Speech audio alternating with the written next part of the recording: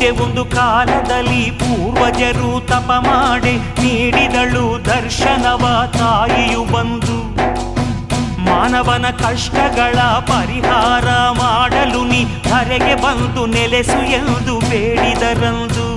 ಆ ಗೊಲವಿನಲ್ಲಿ ನಗು ನಗುತ್ತ ನುಡಿದಳುವ ಶ್ರೀಮಾತ, ಬರುವೆ ನಾನು ಮಗು ನಿನ್ನ ಜೊತೆಯಲಿ.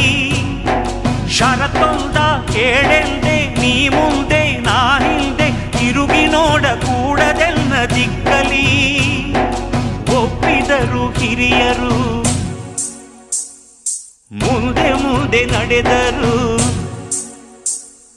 ತಾಯಿ ಹೆಜ್ಜೆ ಗೆಜ್ಜೆನಾದ ನಿಲ್ಲೆ ತವಕ ಮನದಲ್ಲಿ, ಏಕೆ ಎಂದು ತಿರುಗಿ ನೋಡೆ ಶಿಲೆಯಾದಳು ಕ್ಷಣದಲ್ಲಿ.